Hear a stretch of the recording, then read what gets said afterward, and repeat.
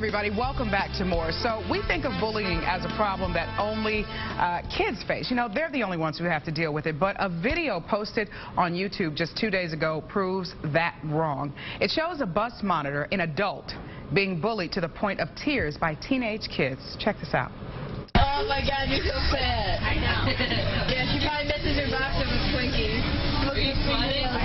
You're not sweating. Wipe the water on your face. Crying.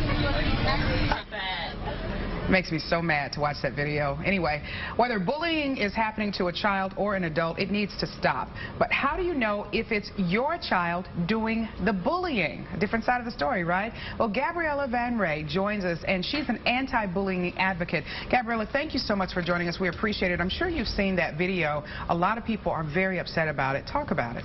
Well, I understand that they're upset because most people actually don't believe that bullying happens to adults. Yeah. But what I think is even worse is that young children speak like that to an adult. I didn't grow up with those values. Neither did I, my friend. Neither did I. We got, seriously, you know this to be true. We would have gotten popped in the mouth for mouthing off to an adult. But nowadays you can't do it. Kids will call the cops. But it's not just about calling the cops. I think the values are wrong. And what I saw in that clip, though, was the bystanders didn't do anything. They were actually riled up enough to add to the mix. Yeah. But I think the parents don't believe that their kids can be this mean, though.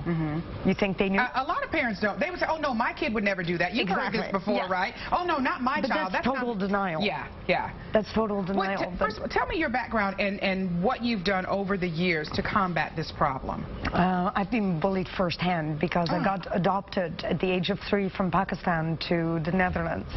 And I felt totally out of place and a total outcast.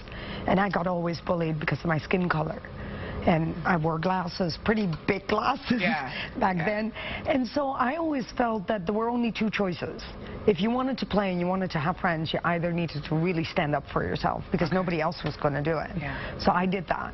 But it takes a lot of strength to not, you know, listen to the hurtful words. And if I look at this bus monitor, the words really get to her. You notice. And what bothered me the most, and I don't know if you had a chance to watch it because I think it's like 10 minutes on YouTube, but they said, you know, if I were your kid, I would kill myself. Well, they didn't know her son had already killed himself years ago. That's why it's such a devastating video. And again, if you get a chance to watch it, it's 10 minutes long. That's what a lot of people have not realized yet if they haven't watched the whole thing. But children are cruel. I would never want to go back to school, would you? Oh, not. I mean, honest.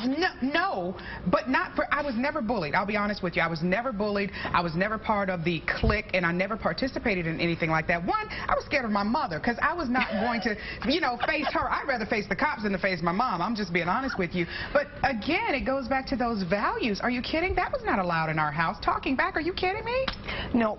I know that, but kids today do it anyway. But I think that in this whole bullying thing, we don't talk enough about the bully itself. We always talk about the victim. Yeah. But if we could address what bothers the bully to even start it, because it's 1 or 2 kids that started this. Yeah. How do you find out, Gabriella? How do you find out if your child is the bully? Because they're not. You can't walk up to them and say, "Hey, have you bullied somebody today?" That's not going to work. But when you ask in schools, what is wrong with the bully? Every child in that classroom will answer that there's something not functional in the home. They will actually answer that to you. So how do you remedy that? If you're the kid getting bullied, you don't have a lot of sympathy for the person doing it. I don't want to hear why you're doing it. I want you to stop. But we need to find out why they're doing it, though. We need to find out honestly what it is that makes them want to bully that badly, because they want attention. So what are your tips? Who do we go to? How do we get the help? How do we get the help?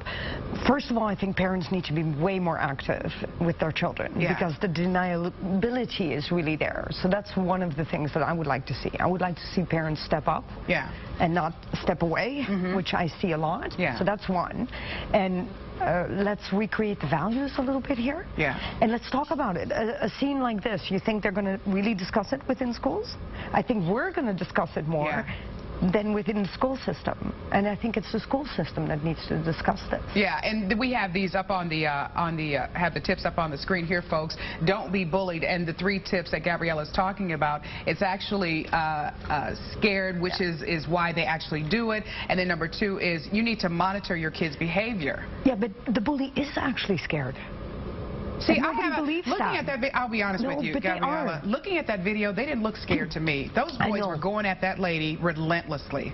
But they themselves have the problem of being scared. That's why they're going after her.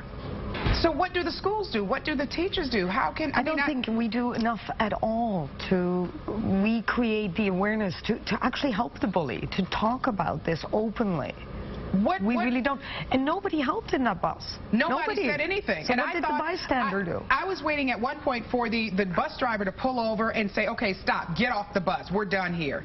But nobody did anything, not even So why didn't he do that? Because he's an adult. Yeah. That the children don't do anything, I can understand the peer pressure. Yeah. If somebody wants to get a hold of you, if they want to get more information, who can they contact? How can they get a hold of you? They can get a hold of me through my website, withallmymight.com. Okay. And I'm more than willing to speak at schools. I do it at the moment. And I have an analogy is that what you see on this bus, right, is basically, I have an analogy about M&Ms. Okay. So the group becomes all these colorful M&Ms, but they become one color. It's like a gang against one person. Right. And if you see the adults of this lady, I don't even know her name. Yeah. This monitor. I think her name is Karen. She stands totally out of the group. Yeah. And she gets merciless bullied because I think that something in these children is not safe or not happy. Yeah. And they have to attack.